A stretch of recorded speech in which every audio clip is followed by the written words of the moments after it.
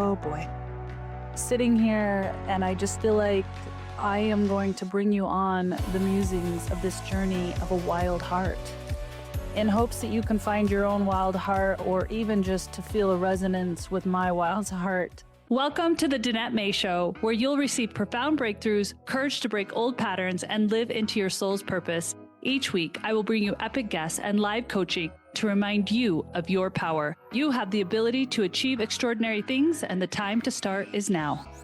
In hopes that you can find your own wild heart, or even just to feel a resonance with my wild heart. You know, we're all born and created a little differently, and some of us have these longings for home, and this longing for steadiness, and this longing for groundness, and having monotony because it feels safe, because we never had it as a child. And some of us grew up with this wild spirit and wanting to travel the earth and longing to see and experience and taste the differentness of life. And I grew up that way as long as I can remember as a child. Even my earliest memories were that I would walk around and tell everyone I was going to be an archaeologist. I always wanted to discover different parts of the world and to feel into the uniqueness. And I think it was always about finding a piece of myself, because now I'm older, I understand these different timelines that we all live in at the same time. We're not just living this one life. And I've been shown this many, many times. That's a discussion for another time.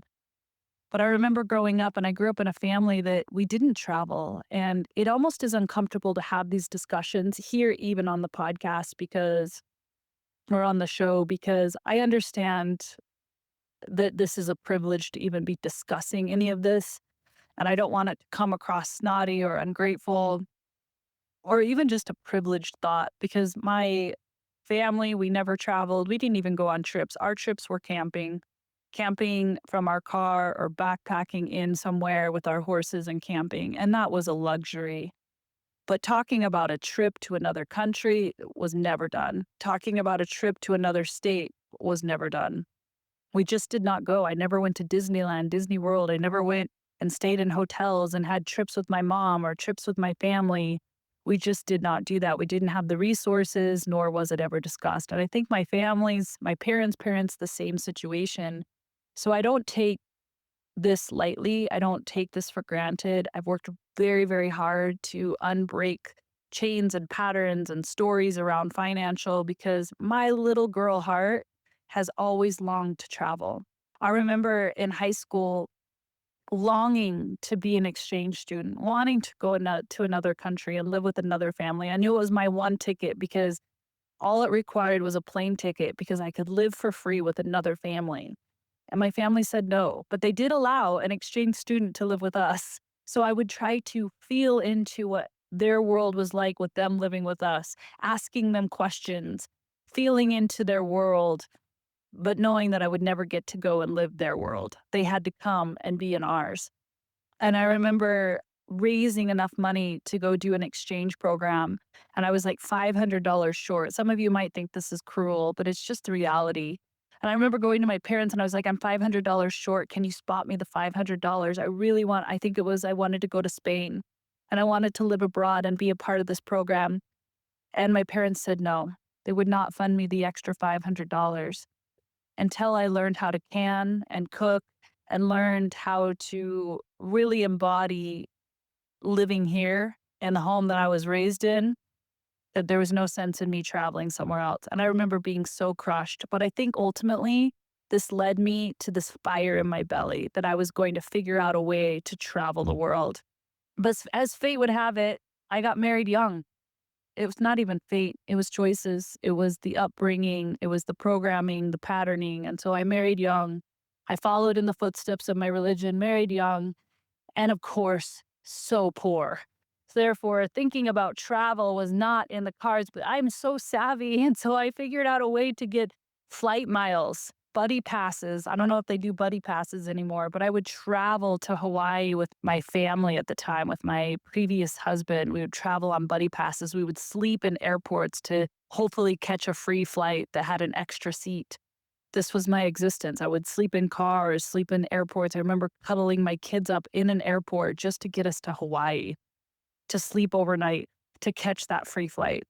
But here I am today I worked very hard to get to this place. The fire in me has never died of traveling the world. It's almost an insatiable quest. It's an insatiable need. I'm sitting here thinking and dreaming about Greece, and I was just about a month and a half ago in Costa Rica, having my own solo pilgrimage in Costa Rica for about 5 days. But yet I'm here thirsty again. It's like I can't get enough of finding pieces of myself. I know that's what this is about, is finding pieces of myself on different lands and looking in different eyes of people that look and worship and practice life differently than I do here in America, in my state of Colorado. I've always kind of wondered what was wrong with me. What am I running from? Why am I choosing to travel to different places? Why do I feel like I never can get enough? And I thought that maybe something was wrong with me, but now I'm learning nothing's wrong with me. I'm who I am. I don't rest like everyone else. I don't work like everyone else. I don't think like everyone else. I don't love like everyone else. And I certainly don't get filled up on travel like everyone else. I've decided to just love myself the way I am. I just recently had an experience where I was dreaming. I was dreaming, but I was lucid dreaming, but I also felt like I was wide awake. And I was having this dream. I'm going to share this with you because this is leading me to why I feel called to Greece in this very moment. And it's going to take me on this journey. And all the many journeys I've done before, whether it took me down into being with the Mayans, over to Hawaii to be with the Hawaiians and to find my Lemurian roots in Hawaii, to Bali, going to Bali right after my son had passed away. Why Bali? Why was Bali calling me? That I dragged my family to Bali, but then they ended up loving it and living in Costa Rica and secretly desiring to go to many, many places around the globe. Why do I feel called to these places? And then I remember the first time I touched down in Greece. So I've traveled many locations, but I remember the first time. I'm going to get to my stories, you guys. This is really trying to get to the root of these emotions of why I'm feeling called to this. I remember the first time I went to Greece. Now, I was living in Bali with my family, and I got invited to speak at an event in Greece. I was so pulled, but I remember feeling guilt. My kids were kind of young. We're on this amazing trip in Bali. Who am I to go to Greece when I'm already in Bali? Like, why would I feel like leaving my family in Bali to go to Greece? And I knew it needed to just be me. I couldn't take my family. It was like a 3-day event. I'd be speaking at it, working at it. There's no way to really take a family and have a trip out of it because I would be working. And this was for me. So I asked my husband, hey, can I leave this amazing trip that I dragged you on to Bali to live, to head to Greece, to speak there? I know we've never been, but I feel called to do it. And then I'll meet you back in the United States because we were on the tail end of our trip in Bali. Well, we were actually living in Bali. We're doing a whole orphanage. If you want to follow any of this, you can read the book The Rise and my other book Embrace Abundance, where I talk a lot about these thoughts and these nuances of me. And I always just share them because I feel that when other people share these raw, vulnerable truths of who they are, we all inevitably find our own, and we all feel a little less alone in our quirkiness and our wildness and our rawness and our vulnerabilities and in our imperfections. So I remember him reluctantly being like, sure, I guess you can go to Greece and I'll fly back with the kids all the way from Bali back to the United States. But okay, like I could feel the reluctance. But I still jumped with all my guilt because I did have so much guilt. I remember just feeling so much guilt on the plane ride to Greece, but also so excited what I was going to uncover and this opportunity to be in Greece. I remember landing into Greece, and it was Mykonos, the island that I had went to. And people have different opinions on Mykonos, and I don't think it had anything to do with Mykonos because I got to the venue and I was overlooking this cove of water. And I remember just feeling like I've been there before. Like it felt so familiar, like no other place on the planet. I had traveled to many places, but this place felt familiar. And I remember just feeling like the food and the location and me walking on it felt so familiar and I felt so alive. And I took pictures while I was there. And I looked back on those pictures once I got home from that first trip in Greece. Granted, I was in one spot on Greece only because I was working and then I left. And those pictures, I looked different. I transformed. There was something that happened inside of me when I was on that land. And ever since then, I wanted to go back. So I convinced Craig to go back with me many years later.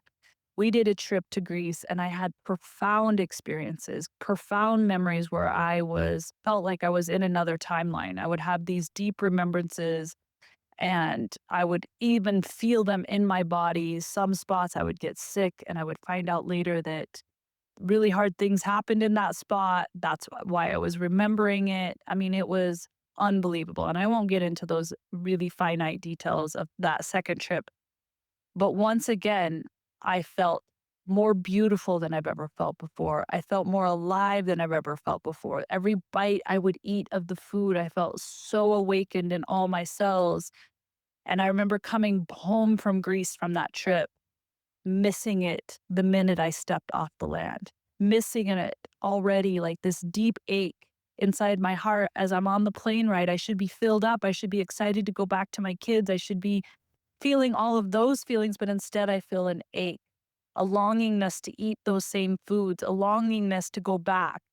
And I remember there being many days where I'd just be like, I miss Greece, I miss Greece, I miss Greece. And I never really understood why Greece. And there's been many, many years and many, many days of just studying the ancient Grecian culture. And I remember the last day we were in Athens on our way home, staying one night, and we went over to all the different sacred sites. And there were all this museum full of all these statues of women. And they were all uncovered under the ground, right? These are ancient statues. And I remember asking, why so many statues of women, all different kinds, older, younger? Where are the statues of the men? And they said, "Oh, the ancient Grecians did statues of women." And I knew right then and there, this remembrance went deeper than just me. This went back to a remembrance of women. Women were highly revered in the ancient Grecian culture.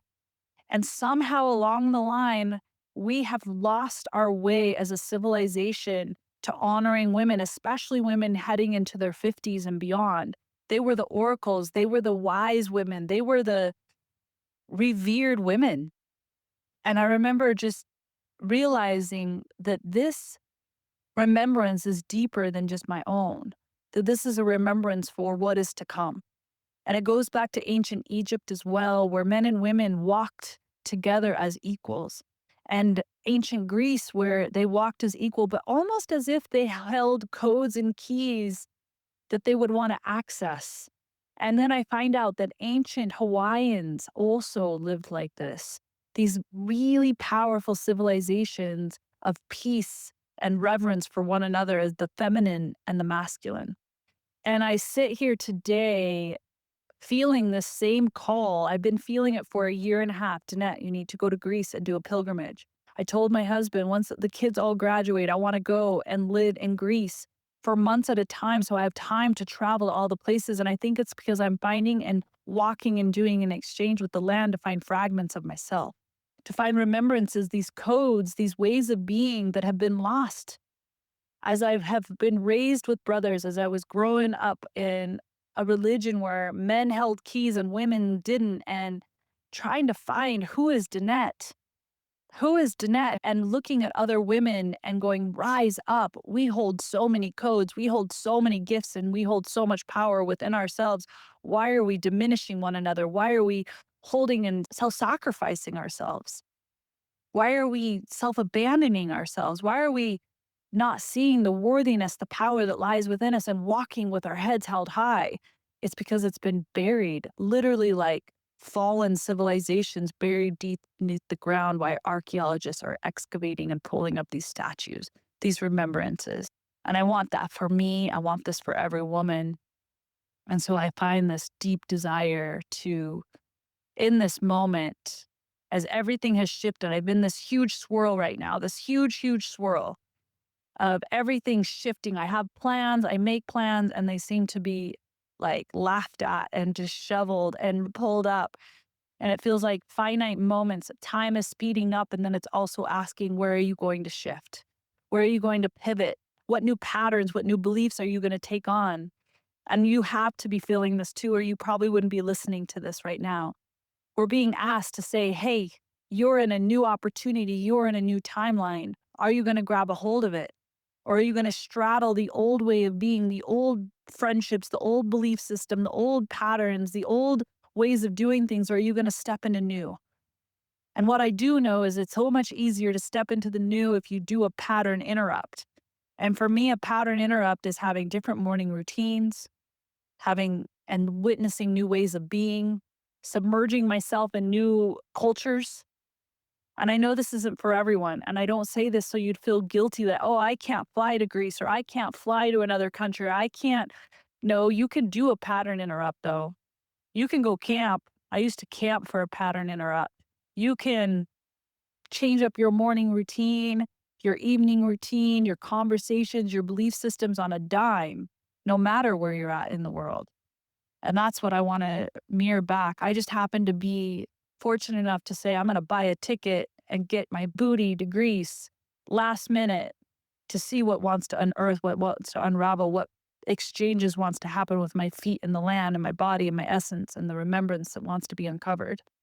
I had a dream, so I'll go back to this dream. I had a dream just the other night.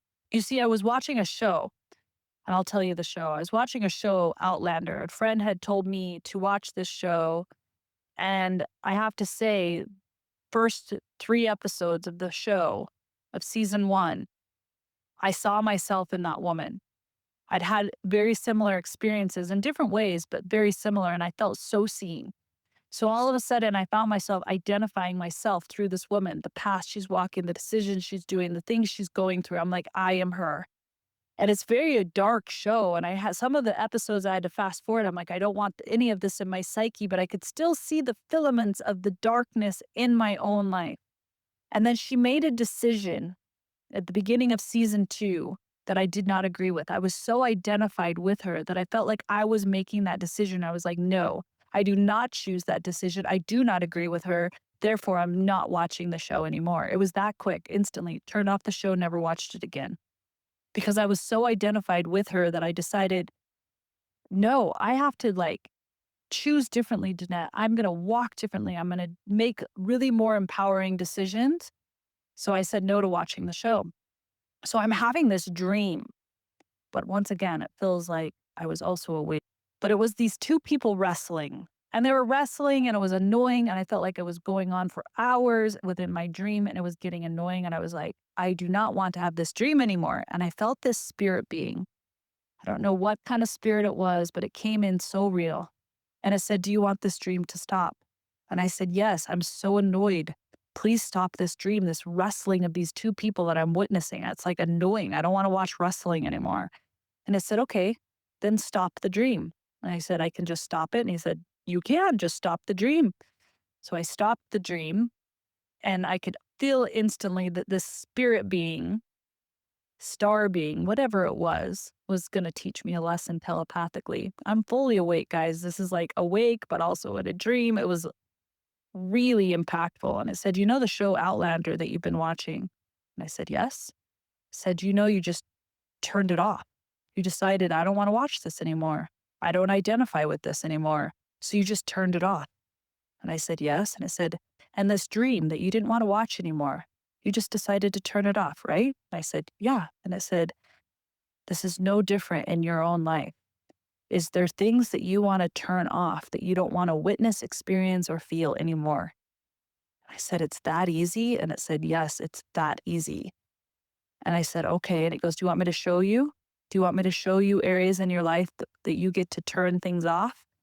And I said, okay. And it started taking me through my day, my everyday, the patterns I was taking on, the belief systems, the thoughts I was thinking.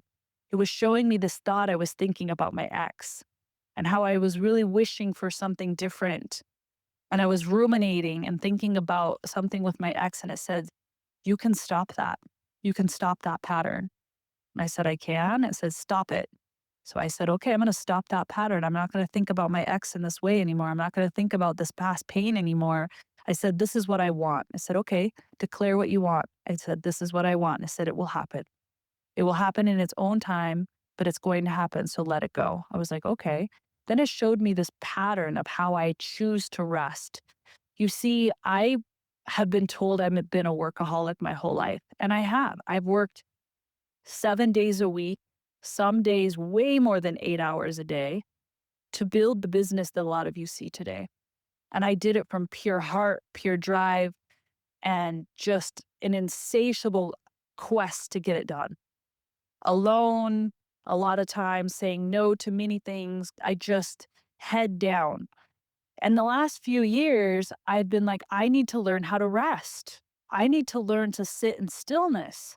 I need to create a new pattern because all I know is drive and work and work. And I'm being told that this is unhealthy. Who am I without work?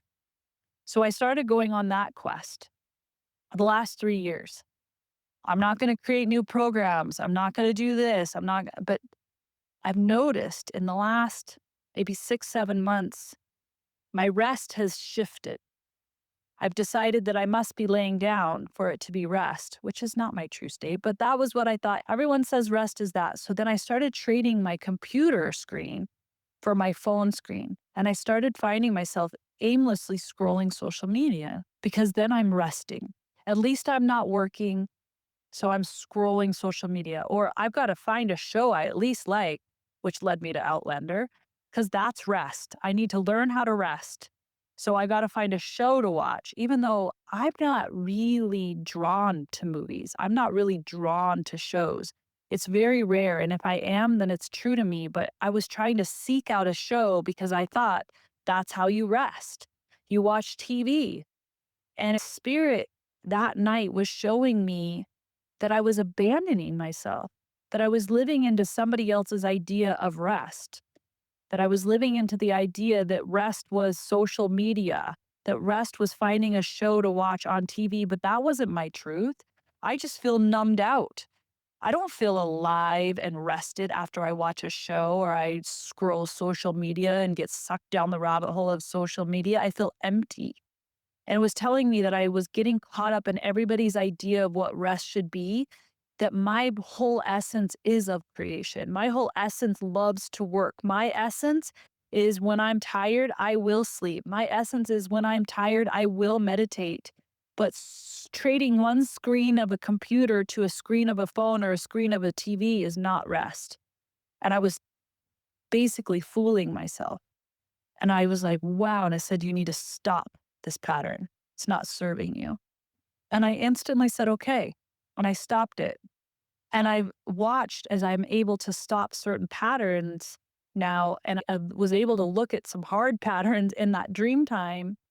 And I've now embraced that in my real time. But what it's done is it's created a swirling in me, a thirst, a desire for more, for codes, for information, which is leading me to now go, I'm going to Greece. I have a week to plan this trip that I thought was going to be planned months in advance, very articulately planned, but no, Spirit's like, are you going to go? Are you going to go messy? Are you going to go unplanned? Are you going to go alone and just do this thing? It feels uncomfortable. It feels edgy. It feels selfish. There's a part of me where it feels selfish because I'm like, who leaves their family with a week's notice to go on a trip that really she doesn't know what she's going to get into? She doesn't even know if she's going to get the enlightenment or get the codes or get anything from it. Who does this? And I've really wrestled with this. And I'm wondering if some of you feel the same, where you've been like, oh, I really want to do this last minute healing experience or this retreat or this trip or this new hobby. It can be anything. And you're wondering if it's selfish. Some of you just never sit and rest and take a nap, and that feels completely selfish. Who am I to rest? Who am I to explore and have it not make any sense? Who am I to spend money on myself? That's the other thing. This money story. It's still coming up after all these years of working so hard to get to where I am financially. I still have this money story. What mom spends this amount of money on herself to go on a trip she doesn't even know what she's going to uncover? So I find myself trying to find a purpose in it, trying to find a reason for it, a business reason, because I can write anything off when it comes to business. And it's like, okay, I can justify it. But Spirit's whispering, can you just do it because your soul longs for it? Can you just do it last minute and lean in and trust what you might uncover? Can you do it even if you don't even have an awakening? Can you do it just because you're curious?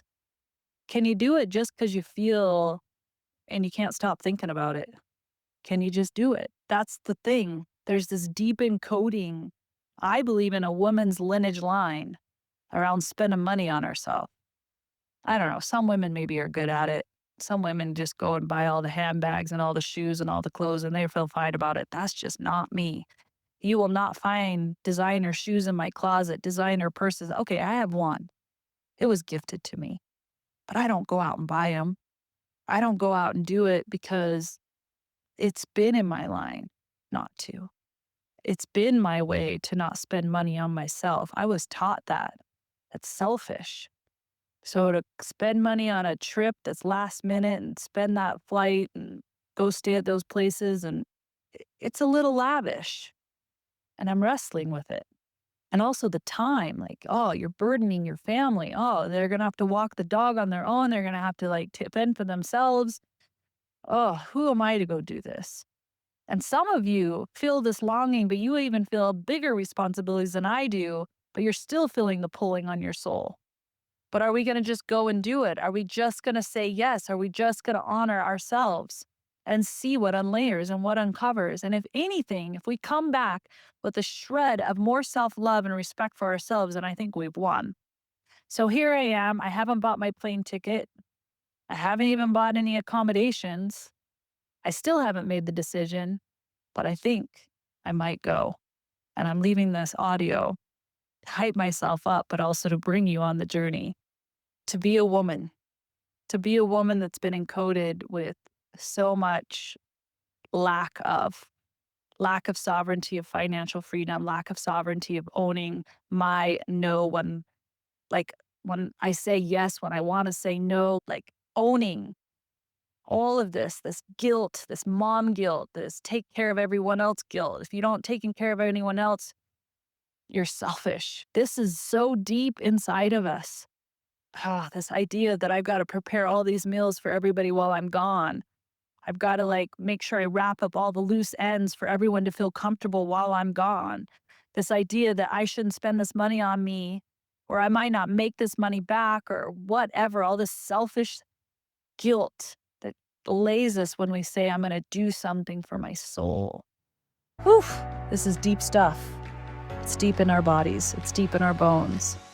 I guess we'll see if I take the jump. And spirit will only be the one to tell me whether I do today or not.